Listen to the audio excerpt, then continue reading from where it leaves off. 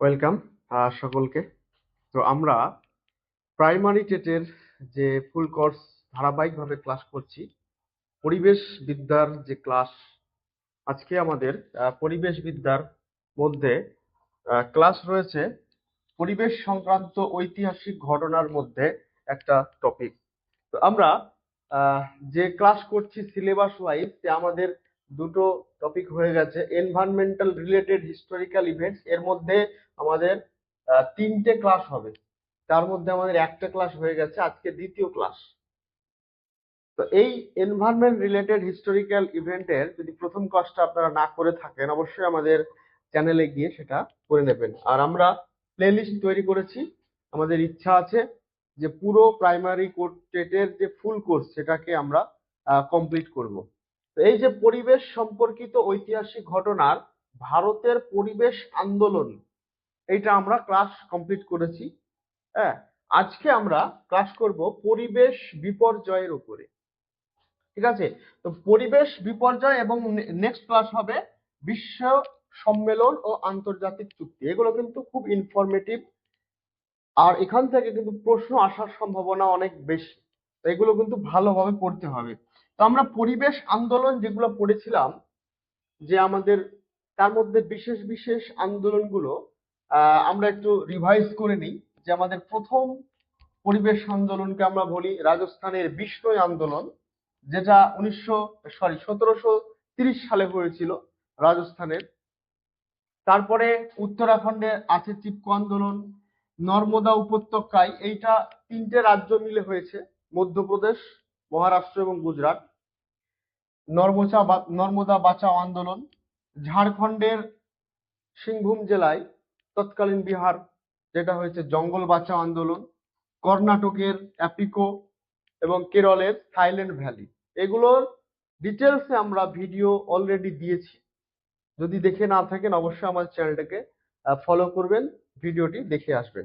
আজকে আমরা যে ক্লাসটি করব, এবং তার সঙ্গে বলে রাখি একটা ইম্পর্টেন্ট জিনিস, যে আমাদের সঙ্গে সংযুক্ত থাকার জন্য অবশ্যই চ্যানেলটিকে সাবস্ক্রাইব করবেন এবং হোয়াটসঅ্যাপ টেলিগ্রামে কিন্তু জয়েন করে থাকবেন। এটা আমাদের টেলিগ্রামের লিংক, এটা স্ক্যান করে জয়েন হতে পারেন। এটা হোয়াটসঅ্যাপ গ্রুপের আমাদের লিংক, এটা এখানেও স্ক্যান করে জয়েন হতে পারেন। আর তার থেকে আমাদের ডেসক্রিপশনে কিন্তু এই দুটো লিংকই দেওয়া থাকে, সেখানে ক্লিক করে কিন্তু জয়েন হতে পারেন। তো চলুন আমরা চলে যাই মেন টপিকে, পরিবেশ বিপর্যয়ের যে ক্লাস, সেই ক্লাসে।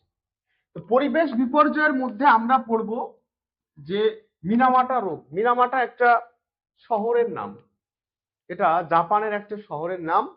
যেখান থেকে এই টার্মটা এসেছে তার বিস্তারিত বিষয়গুলো আমরা পরের স্লাইডে দেখাচ্ছি। ভোপাল গ্যাস দুর্ঘটনা, চেরনোবিল দুর্ঘটনা, ভুজ ভূমিকম্প, যেটা আমাদের ভারতের, ভারত মহাসাগরীয় সুনামি, ফুকুশিমা এবং উত্তরাখণ্ডের বন্যা। এর মধ্যে কিছু ভারতের আছে, কিছু আন্তর্জাতিক বিপর্যয় রয়েছে, যেগুলো পরীক্ষার জন্য ইম্পর্টেন্ট, সেগুলো আমরা এখানে নিয়ে এসেছি, আজকে কিন্তু ক্লাসে আলোচনা করব। তো প্রথমেই আমরা মিনামাটা থেকে শুরু করি। 1950 সালে জাপানের মিনামাটা শহরে যে কলকারখানা থেকে রাসায়নিক বর্জ্য নির্গত হয়, সেই রাসায়নিক বর্জ্যতে আমরা পারদ পাই, পারদের দেখা মিলে। ঠিক আছে?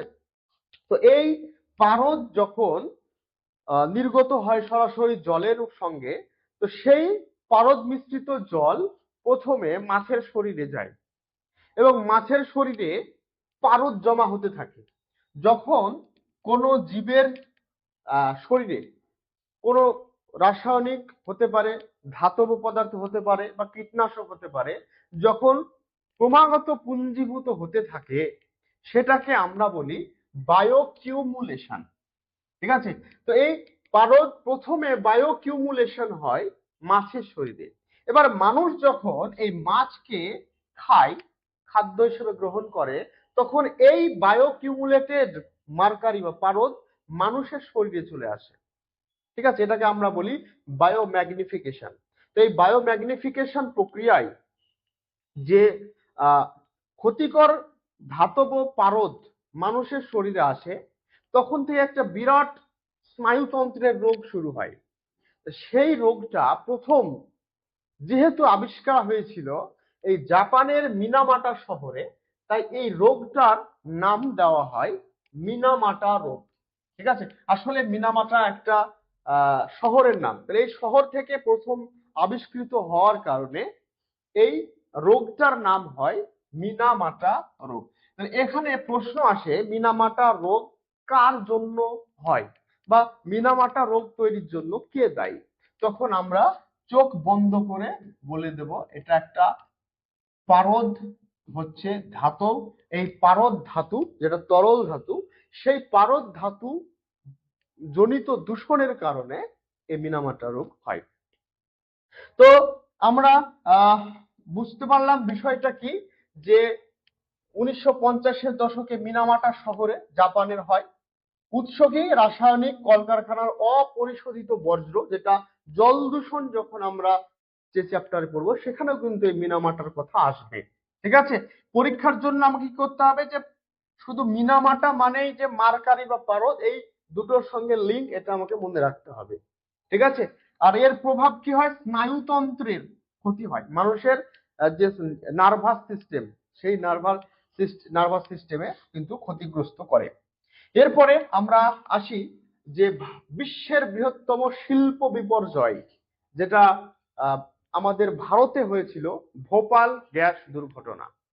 তো কি বিষয়টা আমরা দেখি, যে 1984 সাল ডিসেম্বর মাস রাত্রি 2 তারিখের রাত্রি, তখন হঠাৎ করে লিকেজ দেখা দেয় এই ভোপালের ইউনিয়ন কার্বাইড ইন্ডিয়া লিমিটেড নামক কোম্পানি।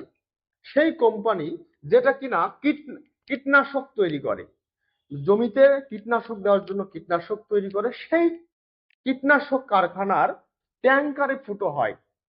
ট্যাঙ্কার লিকেজের কারণে MIC নামক গ্যাস, যেটাকে আমরা ফুল ফর্ম বলি মিথাইল আইসোসায়ানাইড, এটার ফুল ফর্মও কিন্তু পরীক্ষায় আসে, মিথাইল আইসোসায়ানেট, এবং তার সঙ্গে ফসজিন নামক একটা গ্যাস, ঠিক আছে, এটাও কিন্তু লিকেজ হয়। ফসজিন কত পরিমাণ হয়? প্রায় 40 টন গ্যাস কিন্তু লিকেজ হয়।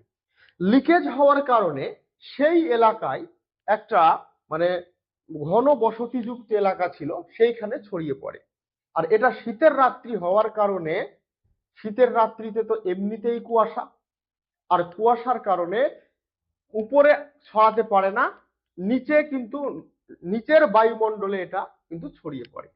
আর নিচের বায়ুমণ্ডলে ছড়িয়ে পড়ার কারণে মানুষের যখন শ্বাস প্রশ্বাসের মাধ্যমে মানুষের ফুসফুসে গিয়ে পৌঁছায়, তখন শুরু হয় ভয়াবহ বিপর্যয়। এই যে 2 তারিখের রাত্রি, পরে রাত্রি 12টার পরে 3 তারিখ হয়ে যায়, সেই কারণে এটাকে 2 অথবা 3 ডিসেম্বর বলা হয়। খবর পাওয়া যায় যে এই 3 তারিখ সকালে অনেক মানুষ ঘুমন্ত অবস্থাতেই থেকে গেছে, অর্থাৎ ঘুমন্ত অবস্থায় তারা মারা গেছে, সকালে আর উঠতে পারেনি, জেগে উঠতে পারেনি, এটা ছিল তাদের হয়তো শেষ রাত্রি। তো এই যে ভোপাল গ্যাস দুর্ঘটনা, এটা কিন্তু একটা ব্যাপক পরিবেশ বিপর্যয়ের মধ্যে পড়ছে, যেটা আমাদের ভারতে হয়েছে। আচ্ছা, এর মধ্যে উল্লেখযোগ্য যেগুলো আমাদেরকে জানতে হবে, সেটা হচ্ছে বছরটা, সালটা, এটা 1984 সালের 2 আর 3 ডিসেম্বর, ডিসেম্বর মাসের মধ্যরাত্রি। কোথায় হয়েছিল? ভোপাল। ভোপাল থেকে আমরা বুঝতে পারছি মধ্যপ্রদেশের রাজধানী ভোপাল। কারণ কি? কীটনাশক প্ল্যান্ট, কীটনাশক প্ল্যান্ট থেকে মিথাইল আইসোসায়ানাইড এবং ফসজিন এই গ্যাস লিকেজ, এবং আনুমানিক প্রায় 20,000 মানুষের মৃত্যু ঘটে এই ভোপাল গ্যাস দুর্ঘটনায়। এইরকম ট্যাঙ্কার ফুটো হয়ে যায়। পরবর্তীতে দেখা গেছে যে কিছু কিছু যারা বেঁচে গেছিল সেই সময়তে, অনেকেই কিন্তু এরকম পঙ্গু বা বিকলাঙ্গ অবস্থায় পাওয়া গেছে তাদেরকে। ঠিক আছে, এই রাসায়নিকের এত মারাত্মক প্রভাব। এবার আমরা আসি চেরনোবিল বিকিরণ। চেরনোবিল এটা কোথায় হয়েছে? এটা হয়েছে বর্তমানে যে ইউক্রেন রয়েছে, সেই ইউক্রেনের একটা চেরনোবিল শহরে। এটা তৎকালীন মানে 1986 সালে তৎকালীন সময় কিন্তু সোভিয়েত ইউনিয়নের অংশ ছিল, মানে অনেক বড় রাশিয়া ছিল, সেই রাশিয়া যেটাকে আমরা সোভিয়েত ইউনিয়ন বলতাম বা ইউএসএসআর এর শর্ট নাম ছিল, এই ইউএসএসআর এর অংশ ছিল এই চেরনোবিল। তো এপ্রিল মাসের 26 তারিখ 1986 সাল, এখানে কিন্তু মানে অনেকগুলো পারমাণবিক একটা প্রজেক্ট ছিল, পারমাণবিক বিদ্যুৎ কারখানা। সেখানে কিন্তু ত্রুটি ছিল, টেকনিক্যাল যেটা ম্যাপিং হয় বা প্ল্যানিং এর ত্রুটির কারণে এর একটা চুল্লি বিস্ফোরণ হয়। শুধুমাত্র এটা সেই বিস্ফোরণ সেই পারমাণবিক কেন্দ্রের মধ্যে সীমাবদ্ধ না থেকে চারিদিকে ছড়িয়ে পড়ে। আর পারমাণবিক কেন্দ্র মানেই সেখানে রয়েছে তেজস্ক্রিয় পদার্থ, ইউরেনিয়াম, থোরিয়ামের মতো তেজস্ক্রিয় পদার্থ। তো এই ইউরেনিয়াম গুলো ছড়িয়ে পড়ে বাতাসে, এবং বাতাসে সেগুলো মানুষের আহ আহ শরীরে গিয়ে তখন মানুষের মৃত্যু ঘটাতে থাকে। তো এই যে বিস্ফোরণ, এটাকে আমরা বলি পারমাণবিক মানে বিপর্যয়, ঠিক আছে। আর এই পারমাণবিক বিপর্যয় যেটা আমরা শুনেছি 1945 সালে জাপানের হিরোশিমা এবং নাগাসাকি শহরে 6 আগস্ট এবং 9 আগস্ট যেটা হয়েছিল, সেটা কিন্তু মানুষের তৈরি পারমাণবিক বিপর্যয় ছিল। আর এইটা তারপরে 1945 সালের পরে 1986 সালে কিন্তু ওই মানুষ্য সৃষ্ট পারমাণবিক বিপর্যয়ের পরের সব থেকে বড় পারমাণবিক বিপর্যয়, ঠিক আছে। আমরা তো অবশ্যই শুনেছি, এটা পরীক্ষার জন্য খুব ইম্পর্টেন্ট যে চেরনোবিল কত সালে হয়। 1986 সালে আমরা বলবো। এটা কি কারণে হয়? যে একটা পারমাণবিক বিদ্যুৎ কেন্দ্র তার প্ল্যানিং এর ত্রুটির কারণে সেখান থেকে বিস্ফোরণ হয়, বিস্ফোরণ হয়ে অনেক মানুষের মৃত্যু ঘটে। এখানে আমরা এক নজরে একটু দেখে নিই, এই যে আমাদের পারমাণবিক কেন্দ্রটা এখানে ছিল, এই যে জায়গায় যেখানে তেজস্ক্রিয় পদার্থগুলো ছিল তার যান্ত্রিক ত্রুটির কারণে কিন্তু সমস্যাটা হয়। সালটা 1986 সালের 26 এপ্রিল, প্রিপিয়াত শহর, এটা ইউক্রেনের মানে আগে সোভিয়েত ইউনিয়নের অংশ ছিল, চেরনোবিল পারমাণবিক বিদ্যুৎ কেন্দ্রে চুল্লির নকশাজনিত ত্রুটির কারণে হয়। তাৎক্ষণিক সেই এলাকায় 30 জন মৃত্যু ঘটে এবং আনুমানিক প্রায় 4000 মৃত্যু ঘটে পরবর্তী সময়ে তেজস্ক্রিয় বিকিরণের ফলে। এরপর আমরা আসি Fukushima chain reaction of failure. ফুকুশিমাটা কি? ফুকুশিমা হচ্ছে জাপানের একটা শহরের নাম। তো এই জাপানেও কিন্তু জাপানের ফুকুশিমাতে এই পারমাণবিক বিদ্যুৎ কেন্দ্র ছিল, তবে এটা যান্ত্রিক ত্রুটির কারণে হয়নি, এটা প্রাকৃতিক দুর্যোগের কারণে কিন্তু এই বিপর্যয়টা ঘটে। বিষয়টা কি দেখুন, একটা চেইন প্রসেস মানে বিপর্যয় মানে যখন একটা কথায় আছে উপমা যে যখন সমস্যা আসে তখন মটকা ফেরে আসে। তো বিষয়টা ছিল অনেকটা এরকম, হ্যাঁ, যে প্রথমে হয় ভূমিকম্প, ভূমিকম্প হওয়ার কারণে সেই এলাকায় সুনামি তৈরি হয়। মানে সমুদ্র, জাপান তো দ্বীপরাষ্ট্র, তাহলে দ্বীপের পাশে যদি ভূমিকম্প হয়, এমনিতেই জাপানে প্রচুর ভূমিকম্প হয়, তো একটা বড় ভূমিকম্প হয়েছিল। ভূমিকম্পের কারণে কি হয়? সুনামি তৈরি হয়। মানে সুনামি হচ্ছে জলোচ্ছ্বাস, ভূমিকম্পনের কারণে জলের উচ্ছ্বাস যে তৈরি হয় সেটা। এবার এই সুনামি হওয়ার কারণে যে লোকাল বিদ্যুৎ কেন্দ্র ছিল, সেই বিদ্যুৎ কেন্দ্র কিন্তু মানে নষ্ট হয়ে যায়, তাহলে বিদ্যুৎ সংযোগ হারায়। বিদ্যুৎ সংযোগ হারানোর কারণে কুলিং ফেলিওর হয়, অর্থাৎ পারমাণবিক যে তেজস্ক্রিয় পদার্থগুলো সেখানে রাখা হয় সেইটা কিন্তু ঠান্ডা করে শীতলায়ন করে রাখা হয়। তো এই বিদ্যুৎ কাট হওয়ার কারণে এই শীতলায়ন প্রসেসটা কিন্তু ফেলিওর হয়। আর তেজস্ক্রিয় পদার্থ যদি শীতলায়ন ফেলিওর হয় তখনই শুরু হয় বিস্ফোরণ, ঠিক আছে। এই তেজস্ক্রিয় বিস্ফোরণের কারণে এখানেও কিন্তু প্রচুর মানুষের হতাহত হয়, ঠিক আছে। তাহলে এটা সেখানে তাৎক্ষণিক সরিয়ে নেওয়া হয় অনেক মানুষকে, যেহেতু জাপান কিন্তু এই বিষয়কে অনেক সতর্ক হয়ে গেছে 1945 সালে, ফলে তাদের কিন্তু অনেক অ্যাডভান্স টেকনোলজির কারণে মারা যাওয়ার সংখ্যা খুবই কম, তবে তারা কিন্তু ওই এলাকা থেকে বসতি অন্যত্র স্থানান্তরিত করতে পেরেছিল। বছরটা ছিল 2011 সালের 11ই মার্চ। ফুকুশিমা যে একটা এলাকা জাপানের ওকুমা শহরে। ঠিক আছে, এই ফুকুশিমার দাইচি পারমাণবিক বিদ্যুৎ কেন্দ্রে এই দুর্ঘটনাটি ঘটে। প্রায় 1 লাখ জনেরও বেশি লোককে বাড়িঘর ছেড়ে অন্যত্র স্থানান্তরিত করা হয়, যাতে দীর্ঘস্থায়ী যে বিকিরণ সেটা থেকে রক্ষা করা যায়। তো এই যে দুটো পারমাণবিক বিপর্যয় বললাম, চেরনোবিল ইউক্রেনের এবং জাপানের ফুকুশিমা, এই দুটো পারমাণবিক বিপর্যয়ে সর্বোচ্চ মাত্রা আইএনইএস এর লেভেল 7 রয়েছে। এই 1 থেকে 7 পর্যন্ত এর যে মানে বিপর্যয়ের মাত্রা দেওয়া হয়, তার সর্বোচ্চ মাত্রাই কিন্তু রয়েছে দুটোই, ইউক্রেনের এবং জাপানের, চেরনোবিল এবং ফুকুশিমা। এটাও কিন্তু আমাদেরকে এখানে আমরা শর্ট করে দিয়ে দিয়েছি, এটা আপনারা দেখে নিতে পারবেন। আর এই পিডিএফ গুলো অবশ্যই পেয়ে যাবেন আমাদের টেলিগ্রাম এবং হোয়াটসঅ্যাপ চ্যানেলে। এরপর আসি আমরা আমাদের ভুজ ভূমিকম্প, যেটা 2001 সালে হয়। আসলে অনেকই তো ভূমিকম্প হয়, কিন্তু এগুলোকে বিশেষ বিশেষ ভাবে করা হয়েছে কেন? কারণ হতাহতের সংখ্যা অনেক বেশি তাই। তো ভুজ কি 2001 সালের 26শে জানুয়ারি প্রজাতন্ত্র দিবস, তখন ভারতের 52তম প্রজাতন্ত্র দিবস মানুষ পালন করতে বেরিয়েছে বাইরে, প্রায় সকাল 8টা 45 বা 46 নাগাদ। ঠিক আছে, 8টা 46 নাগাদ। সেই সময় হঠাৎ করে কেঁপে ওঠে গুজরাটের ভূমিকম্পের কারণে গুজরাটের জমি, আর সঙ্গে সঙ্গে বিপর্যয় নেমে আসে হাজার হাজার মানুষের পরিবারে। ধরা যায় এখানে প্রায় পরিসংখ্যান অনুযায়ী 13,000 থেকে 20,000 জন মানুষ কিন্তু এই ভূমিকম্পে প্রাণ হারায়। ভূমিকম্পটা কোথায় হয়েছিল? উৎস এই যে গুজরাটের কচ্ছের উপরে ভুজ নামক অঞ্চলে, যেটাকে আমরা ভচাউ জেলার চৌবাড়ি, কচ্ছ জেলার ভচাউ তালুকের চৌবাড়ি গ্রামে, এখান থেকে প্রায় 9 কিলোমিটার দক্ষিণে এর ভূমিকম্পের এপিসেন্টার বা উপকেন্দ্র ছিল।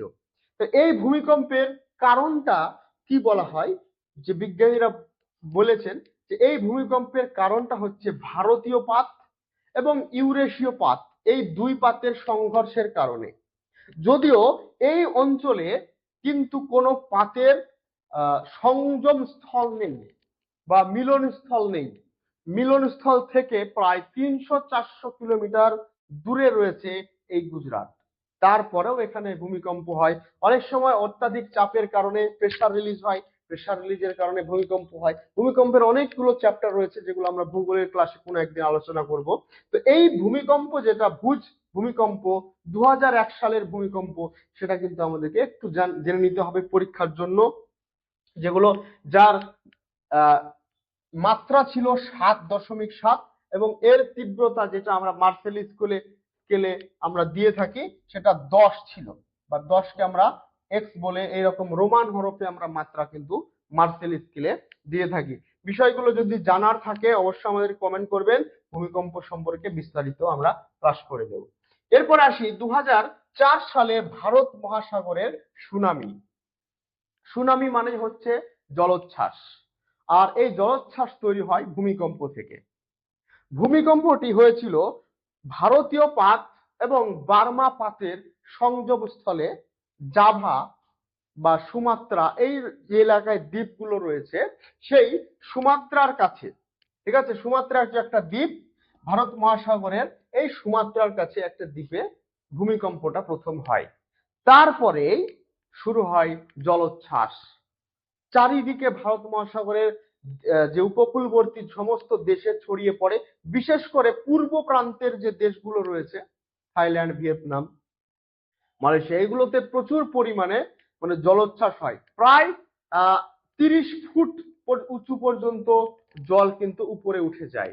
আর এই জলোচ্ছ্বাস যখন উপকূলে আছড়ে পড়ে, তখন প্রচুর মানুষের প্রাণ কিন্তু কেড়ে নেয়। এটা একটা পরিসংখ্যানে প্রায় দেখা গেছে 2,25,000 মানুষের কিন্তু প্রাণহানি হয়েছে। এই এলাকার সবকটি 1 ডজনের বেশি দেশের মধ্যে। ঠিক আছে, তা আমাদেরকে কি কি মনে রাখতে হবে? এই সুনামিটা কত সালে হয়েছিল? 2004 সালে। এটাও ডিসেম্বর মাসে, 26 ডিসেম্বর। কোথায় উৎপত্তি হয়েছিল? সুমাত্রা, ভারত মহাসাগরের সুমাত্রা দ্বীপে। ঠিক আছে, কি কারণ? ভারতীয় পাত এবং বার্মা পাতের সংঘর্ষের কারণে ভূমিকম্প, আর এই ভূমিকম্প থেকেই হয়েছিল কিন্তু সুনামি। এরপর আমরা চলে আসি উত্তরাখণ্ড বন্যা। এগুলো কিন্তু রিসেন্ট টপিক, কোনো পরিবেশ বইতে এগুলো পাওয়া যাবে না, কিন্তু পরীক্ষার জন্য কিন্তু গুরুত্বপূর্ণ, যেহেতু আমাদের সিলেবাস প্রতিনিয়ত আপডেট হয়, ফলে আমাদেরকে এই রিলেটেড যদি ঘটনা সাম্প্রতিক কালে ঘটে তাহলে সেগুলো আমাদেরকে কিন্তু জেনে রাখতে হবে। সেই থেকে আমরা এই উত্তরাখণ্ডের বন্যা এটা অ্যাডিশন করেছি, রেখেছি। উত্তরাখণ্ড আমাদের উত্তর ভারতের একটা হিমালয়ের অঞ্চলের রাজ্য। তো সেই উত্তরাখণ্ডে জুন মাসে তো বর্ষাকাল, তো সেই জুন মাসের বর্ষাকালে প্রচুর পরিমাণে বৃষ্টি শুরু হয়। আর বৃষ্টি হতে হতে এত বৃষ্টি হয়ে যায় যে সেখানে যে বিভিন্ন পাহাড়ি লেক বা পাহাড়ি হ্রদ থাকে, সেই পাহাড়ি হ্রদগুলো টইটুম্বুর বা পরিপূর্ণ হয়ে যায়। এইরকমই একটা হ্রদের নাম হচ্ছে চোরাবাড়ি। ঠিক আছে, চোরাবাড়ি। চোরাবাড়ি এটা কি, কিন্তু কি ধরনের হ্রদ? এটাকে বলা হয় মাউন্টেন লেক। যে সমস্ত হ্রদগুলো চারিধার পাহাড় দিয়ে ঘেরা, সে সমস্ত হ্রদগুলোকে আমরা মাউন্টেন লেক বলি। তো এই চোরাবাড়ি হ্রদ পূর্ণ হয়ে যাওয়ার কারণে এর একটা দেওয়াল কিন্তু ভেঙে পড়ে, আর ভেঙে পড়ার কারণে হয় ফ্ল্যাশ ফ্লাড। হঠাৎ বন্যাকে আমরা ফ্ল্যাশ ফ্লাড বলি। ঠিক আছে, এই ফ্ল্যাশ ফ্লাডের কারণে কিন্তু হঠাৎ করে প্রচুর জল, এবং তার সঙ্গে জল যখন নেমে আসে তখন সেই সঙ্গে হয় ল্যান্ডস্লাইড। এই ল্যান্ডস্লাইড এবং জল নিয়ে একদম ঠিক উত্তরাখণ্ডের যেখানে মন্দিরগুলো রয়েছে, কেদারনাথের মন্দির, সেই কেদারনাথের মন্দিরের আশেপাশের যত গ্রাম, সেগুলো কিন্তু একদম ধুয়ে মুছে চলে যায়। এখানেও প্রায় 5700 জনের মৃত্যু ঘটে। যেহেতু এই অঞ্চলটা একটা তীর্থস্থান, ফলে বেশিরভাগ মৃত্যু ঘটে কিন্তু তীর্থযাত্রীদের। আর এই তীর্থযাত্রীদের মৃত্যুতে অনেকের হয়তো মৃতদেহ খুঁজে পাওয়া যায়নি। দেখুন, এটা আগের ছবি, 1 জুন 2013 এবং 16 জুন দুর্ঘটনা বন্যা আসার পরে তার অবস্থাটা আমরা তুলে ধরার চেষ্টা করেছি। তো এই যে পরিবেশ বিপর্যয়, যেগুলো আমাদের পরীক্ষার জন্য একটু গল্পের আকারে বললাম, মূল কয়েকটা পয়েন্ট আমাদেরকে মনে রাখলেই হলো। এতক্ষণ ধরে ভিডিওটি দেখার জন্য অবশ্যই আপনাদেরকে ধন্যবাদ। আরো একবার বলে রাখি, যদি আমাদের এই পড়াশোনা ভালো লেগে থাকে, আমাদের এই পিডিএফ গুলো যদি পেতে চান ছবি সহ, আমরা আমাদের টেলিগ্রাম এবং হোয়াটসঅ্যাপ গ্রুপে কিন্তু প্রতিনিয়ত দিয়ে থাকি। আগের গুলোও দিয়েছি, এগুলো আপনারা কিন্তু সেখান থেকে পেয়ে যাবেন। তো ভালো থাকবেন, সুস্থ থাকবেন, প্রিপারেশন চালিয়ে যান। ধন্যবাদ।